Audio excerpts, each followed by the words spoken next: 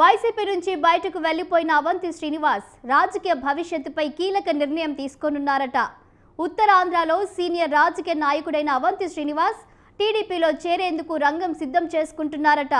గతేడాది డిసెంబర్లోనే వైసీపీకి రాజీనామా చేసిన అవంతి ఇప్పటికీ ఏ పార్టీలో చేరలేదు. అయితే టీడీపీలో చేరడానికి ఆయనకు అడ్డంకులు ఎదురవుతున్నాయట. ఇంతకు ఏంటా అడ్డంకులు? Let's watch the story.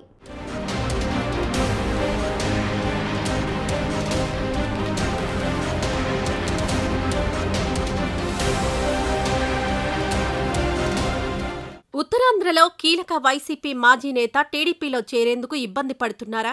ఆయన టీడీపీలో చేరకుండా ఎవరైనా అడ్డుకుంటున్నారా అంటే అవుననే సమాధానమే వస్తోంది.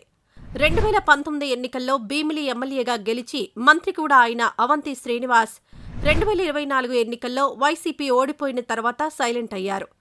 భీమిలి నుంచి తన చిరకాల ప్రత్యర్థి గంటా శ్రీనివాసరావు ఎమ్మెల్యేగా గెలవడంతో అవంతి రాజకీయాలకు దూరం అయ్యారు. చాలా కాలం పాటు సైలెంట్గా ఉన్న అవంతి శ్రీనివాస్ గతేడాది డిసెంబర్లో వైసీపీ ప్రాథమిక సభ్యత్వానికి రాజీనామా చేశారు. అప్పట్నుంచి టీడీపీలో చేరడానికి తన ప్రయత్నాలు కొనసాగిస్తూనే ఉన్నారు. కానీ భీమిలి ఎమ్మెల్యే గంటా శ్రీనివాసరావు తనకు అడ్డుపడుతున్నట్లు సమాచారం. 2009లో ప్రజారాజ్యం పార్టీ ద్వారా రాజకీయాల్లోకి ఎంట్రీ ఇచ్చిన అవంతి అదే ఏడాది భీమిలి నుంచి ఎమ్మెల్యేగా ఎన్నికయ్యారు. 2014లో టీడీపీలో చేరిన అవంతి శ్రీనివాస్ ఆ పార్టీ టికెట్పై అనకాపల్లి ఎంపీగా గెలిచారు. ఇక 2019లో వైసీపీలో చేరి భీమిలి ఎమ్మెల్యేగా మరోసారి విజయం సాధించారు.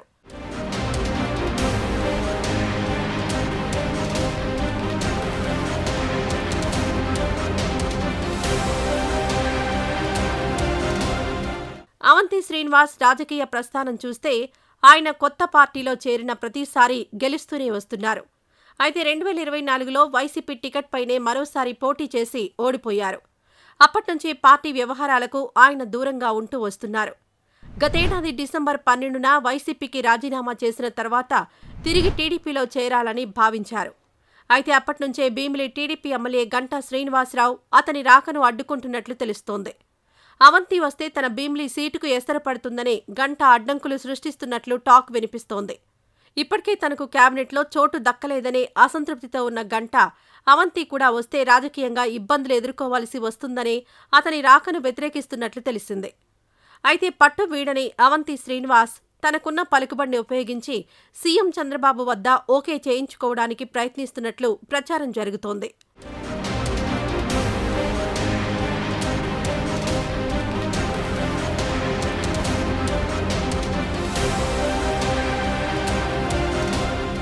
– 2029 ఎన్నికల నాటికల్లా ఏపీలో నియోజకవర్గాల సంఖ్య పెరుగుతుంది. ప్రస్తుతం 175 ఉన్న సీట్లు 225 వరకు పెరుగుతాయని విశ్లేషకులు అంచనా వేస్తున్నారు. విశాఖపట్నం జిల్లాలో కూడా కొత్తగా 2-3 నియోజకవర్గాలు ఏర్పడే అవకాశం ఉంది.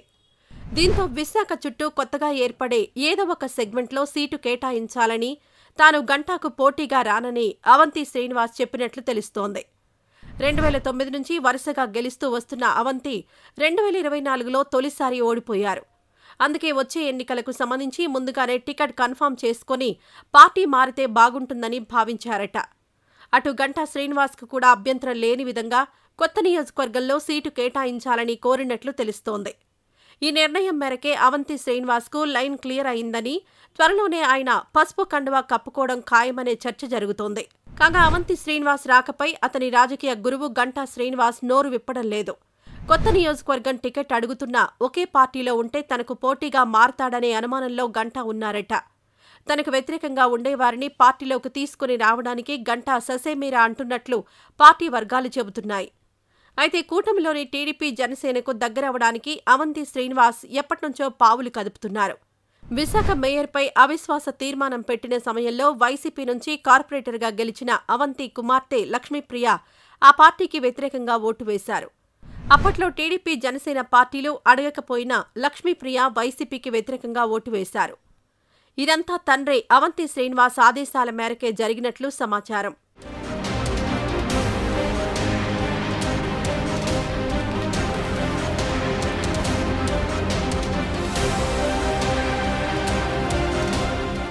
ఇలా ఎప్పటినుంచో కూటమి పార్టీలకు అనుకూలంగా వ్యవహరిస్తున్న అవంతి శ్రీనివాస్ ఇప్పుడు టీడీపీలో చేరాలని తీవ్ర ప్రయత్నాలు చేస్తున్నారు. ఒకవైపు ఆయన చేరిక ఖాయమే అనే చర్చ జరుగుతున్నా గంటా శ్రీనివాస్ దగ్గర నుంచి సానుకూల స్పందన రాకపోవడం అవంతిని ఆందోళనలోకి నెట్టేసిందట. మరోవైపు ప్రజారాజ్యం నుంచి రాజకీయ ప్రస్థానం ప్రారంభించిన అవంతికి జనసేన నాయకులు కూడా సుపరిచితమే. కానీ వైసీపీలో ఉండగా పవన్ కళ్యాణ్పై తీవ్ర విమర్శలు చేసిన అవంతిని పార్టీలో చేర్చుకోవద్దని జన సైనికులు గట్టిగా చెబుతున్నారట.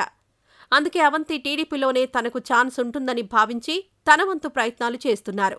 కాగా అవంతిని కూటమి పార్టీలోకి వెళ్లకుండా ఆపాలని కొంతమంది వైసీపీ నేతలు చేసిన ప్రయత్నాలు కూడా ఫలించలేదని తెలుస్తోంది.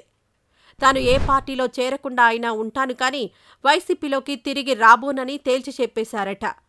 దీంతో అవంతికి ఇప్పుడు టీడీపీ తప్ప మరో ఆప్షన్ లేకుండా పోయింది.